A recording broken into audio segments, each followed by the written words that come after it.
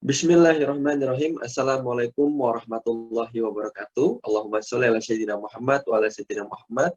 Alhamdulillah pemirsa, salam jumpa kembali di program Kabar Petang edisi Rabu 24 Agustus 2022 bersama saya Fauzi Ihsan Jabir. Dalam beberapa menit ke depan kita akan membaca menelah berita yang paling menarik hari ini bersama narasumber yang berkompeten di bidangnya dan tentunya dalam sudut pandang Islam. Inilah Kabar Petang selengkapnya.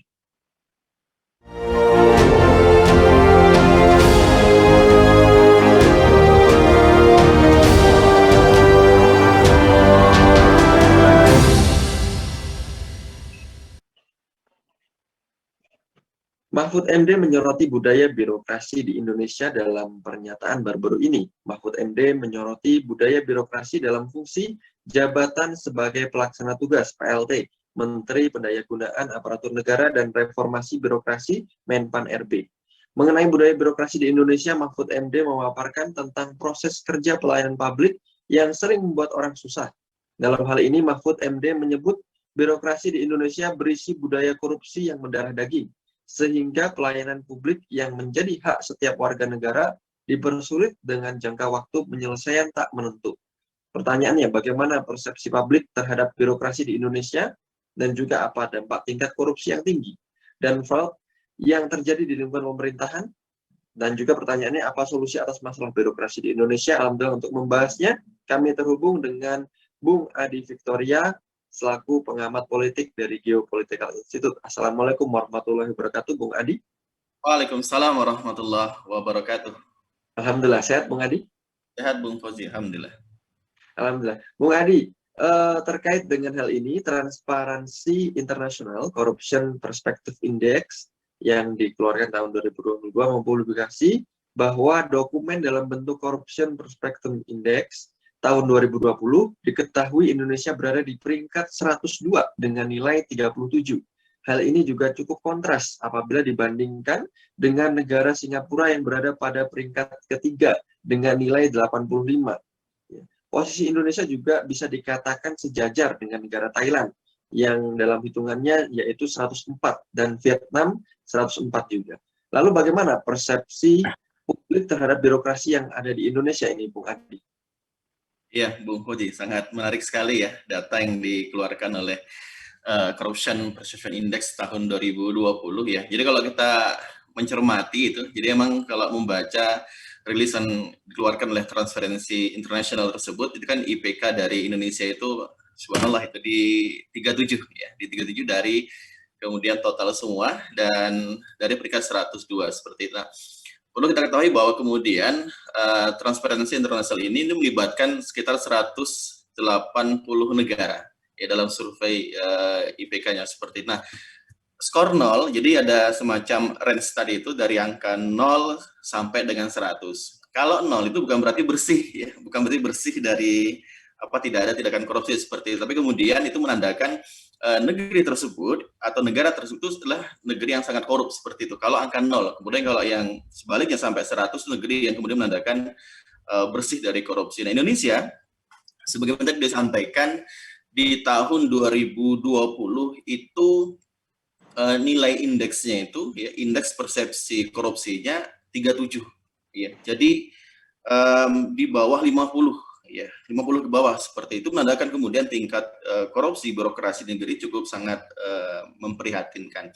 Walaupun kemudian kita lihat memang di data yang dirilis sama oleh Transparency tadi itu di tahun 2021 itu memang ada kenaikan dari 37 menjadi 38 seperti dari 37 menjadi 38, jadi ada kenaikan, namun secara internasional itu masih di bawah rata-rata ya. Karena memang kalau secara internasional itu di bawah rata-rata itu adalah 43. Nah, Indonesia itu 38 seperti itu. Nah, ini kemudian menandakan memang masih sangat tinggi sekali tingkat korupsi dalam hal birokrasi di negeri ini seperti itu. Nah, bagaimana kemudian persepsi publik ya terhadap birokrasi di Indonesia? Maka kita melihat fakta bahwa sebagian besar masyarakat itu masih memandang birokrasi di negeri ini masih perlu penanganan yang serius, Bung Fauzi. Ya, karena masih memerlukan waktu yang cukup lama untuk mengurus satu hal seperti itu. Bahkan kalau ingin cepat urusannya itu perlu ada sesuatu yang harus diberikan kepada petugas atau oknum tadi itu. ya seperti itu.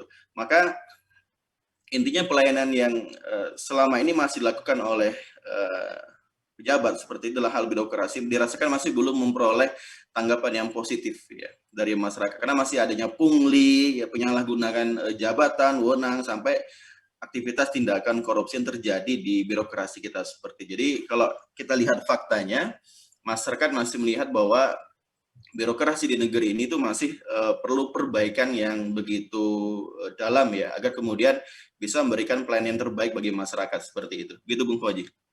Baik, Bung Adi, jika menurut Bung Adi, bagaimana tanggapannya terkait dengan kualitas struktur birokrasi di Indonesia, baik dari segi pertama pencegahan korupsi, yang kedua peningkatan kualitas pegawai pemerintahan, dan juga sistemnya sendiri, Bung Adi? Iya, jadi memang saling berkaitan. Ketika kemudian indeks ya, persepsi korupsi di negeri ini memang di bawah daripada rata-rata, maka memang ini juga dirasakan oleh pemerintah, dirasakan oleh pejabat di negeri ini, penguasa di negeri ini. Maka kita lihat pemerintah kemudian membuat semacam program yang disebut dengan reformasi birokrasi, Bung Koji. Ada semacam program gitu disebut dengan reformasi birokrasi. Intinya reformasi birokrasi ini dilaksanakan dalam rangka untuk mewujudkan tata kelola pemerintahan yang disebut dengan good governance seperti pemerintahan yang baik. Ya. Nah, salah satunya good governance tadi itu adalah tidak adanya atau bisa meminimais praktek korupsi yang terjadi di dalam birokrasi itu seperti itu. Namun faktanya kemudian menarik ya, praktek korupsi ini juga masih ada.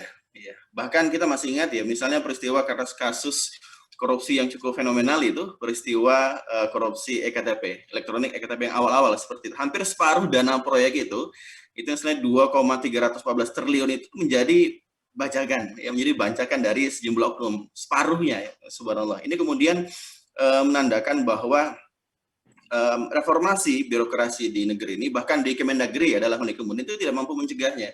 Ya, masih terjadi mindset bagaimana kemudian mengambil atau memanfaatkan wewenang jabatan untuk melakukan hal-hal yang kemudian itu merugikan. Ya, bahkan triliunan kan, subhanallah itu triliunan. Bahkan Inspektorat Jenderal Kemendagri pada waktu itu seperti tidak berdaya ya, menghadapi masalah seperti ini. Ini menandakan bahwa memang secara semangat ya, memang ada dalam rangka untuk memperbaiki kualitas struktur birokrasi di negeri ini. Namun kemudian faktanya masih banyak kita temukan hal-hal yang tidak berkesesuaian dengan praktek visi dari reformasi birokrasi seperti itu. Begitu Bung Fauji.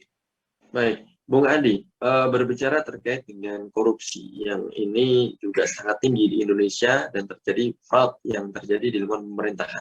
Menurut Bung Adi, apa dampaknya tingginya korupsi ini dalam birokrasi ini, Bung Adi? Iya, dampaknya sangat jelas Bung Fauji. Dampaknya itu adalah tidak primanya pelayanan yang diberikan oleh mereka, ya para pejabat dalam birokrasi, itu yang diberikan kepada masyarakat. Ya, harusnya para pihak yang berada pada sektor pelayanan publik itu kan memiliki mindset untuk memberikan pelayanan, ya, untuk memberikan pelayanan. Ya. Berarti melayani masyarakat, bukan malah sebaliknya, bukan malah untuk dilayani dengan mindset tadi itu dengan adanya pungli, perbuatan korupsi dalam birokrasi dan sebagainya seperti ini, mindset yang kemudian tertanam di pihak-pihak yang menjadi pengatur dalam masalah birokrasi tadi itu. Selama kemudian mindset atau pemahaman itu masih demikian seperti itu, maka selamanya perilaku korupsi itu tidak akan pernah hilang, akan terus ada dalam diri mereka, sehingga pelayanan kepada masyarakat yang mengurus sesuatu tadi tidak akan berjalan sebagaimana mestinya. Itu dampak yang sangat terasa di kita, bahkan itu mengakibatkan masyarakat menjadi antipati kalau ingin mengurus sesuatu, mengurus karena melihat birokrasi sangat panjang, lama, dan kalau ingin cepat harus memberikan pungli dan sebagainya. Jadi ini sangat berkaitan dengan banyak hal yang intinya dampak paling jelas adalah tidak primanya pelayanan kepada masyarakat. Kenapa tidak prima tadi itu? Karena mindsetnya adalah apa? Mindsetnya adalah bukan untuk memberikan pelayanan, ya, untuk mendapatkan keuntungan pribadi dalam hal jabatan tadi itu. Jadi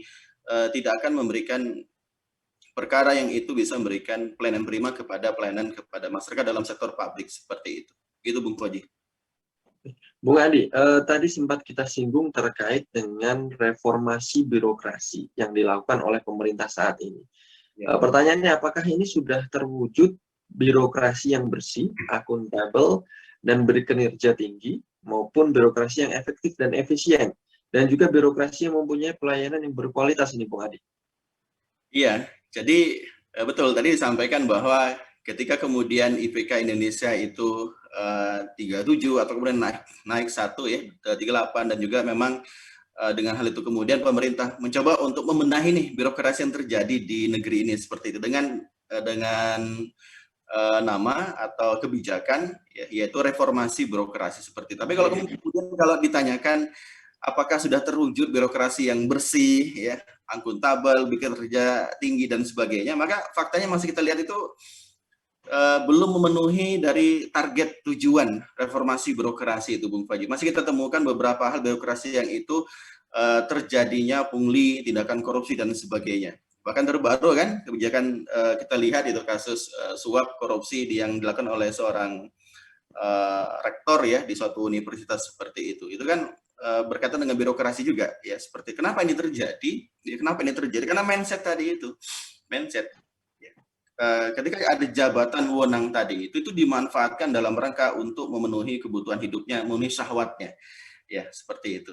Ini yang kita katakan belum terwujudnya birokrasi yang bersih, akuntabel. Walaupun secara survei, saya baca beberapa survei yang dilakukan oleh Menpan tadi itu, memang ada kenaikan, ya kenaikan. Cuman belum betul-betul meraih dari target sebuah birokrasi yang bersih, akuntabel dan bekerja tinggi yang tadi itu. Jadi ini menunjukkan memang ada sedikit kenaikan secara kepercayaan masyarakat gitu. Cuma masih perlu diperbaiki karena masih banyak kita temukan hal-hal yang itu tidak berkesesuaian dengan reformasi birokrasi seperti itu. Gitu Bung Koji.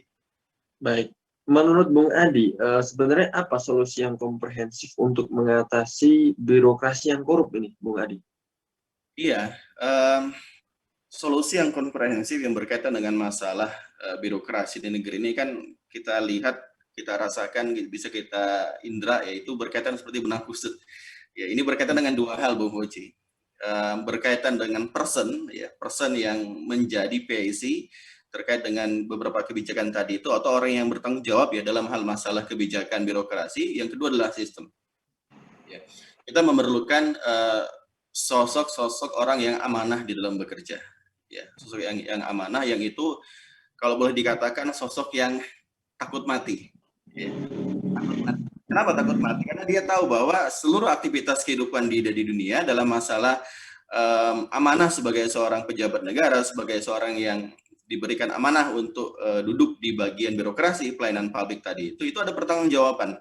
Ya, ada pertanggungjawaban tidak hanya urusan di dunia tapi juga urusan di akhirat seperti itu. Jadi memang diperlukan person atau figur yang itu duduk di dalam birokrasi tadi adalah orang-orang yang amanah, ya, orang-orang yang amanah. Kalau kemudian tidak amanah, maka akan terus terjadi seperti ini, memiliki mindset untuk melayani dirinya sendiri, ya, maka akan melakukan praktek korupsi, kolusi dan sebagainya. Bahkan menariknya kemudian, ya, kita juga, saya masih ingat itu beberapa waktu yang lalu ada seorang pejabat negara ya yang dia mengatakan ya tidak cukup gaji gitu untuk menjadi seorang pejabat negara, harus korupsi, sampai seperti harus korupsi. Dan ternyata betul harus korupsi. Dia betul-betul menjadi seorang yang melakukan praktek korupsi, Bung Fauci. Jadi memang selain amanah juga memang diperhatikan terkait dengan apa yang didapatkan, insentif gaji dan sebagainya. Seperti walaupun itu menjadi sifatnya proporsional yang dilakukan oleh negara. Kemudian yang kedua adalah adanya sistem, ya, sistem yang baik. Kalaupun orangnya itu sudah amanah, Bung Fauci, ya, sudah amanah, namun kalau lingkungan atau sistem tadi membuat orang itu mudah untuk korupsi, dipengaruhi faktor lingkungan, orang yang tadinya itu tidak amanah menjadi orang yang tadinya amanah, mohon maaf, itu menjadi tidak amanah. Menjadi tidak amanah. Ya. Saya sering ibaratkan ada seorang yang itu masuk ke mall dengan masuk ke pasar. Ya. Kalau orang preman masuk ke dalam mall, tidak ada potensi itu ada, cuman kecil untuk melakukan buang ludah di dalam mall karena bersih lingkungan itu. Ya, sistem kita ibaratkan. Tapi kalau ada orang yang kemudian baik, kemudian masuk ke dalam pasar, maka potensi untuk membuang ludah itu lebih besar karena lingkungan mengkondisikan seperti itu. Maka perlu dua hal yang saling berkaitan. Adanya orang-orang yang amanah untuk memegang jabatan dalam birokrasi itu, yang kedua adalah adanya sistem yang baik, sistem yang mencegah seseorang untuk terjadinya praktek korupsi. Seperti itu. Begitu Bung Haji. Baik, terima kasih Bung Adi Victoria dari Institute Political Geopolitik yang sudah membersamai kami. Ya, pemirsa program Kabar Petang, semoga Anda mendapatkan banyak sekali manfaat dari program kami, dan juga sampai bertemu kembali di program yang sama, di waktu yang sama. Dan jangan lupa subscribe, like, dan juga share sebanyak-banyaknya konten dari program Kabar Petang. Semoga Anda mendapatkan amal jariah di sana.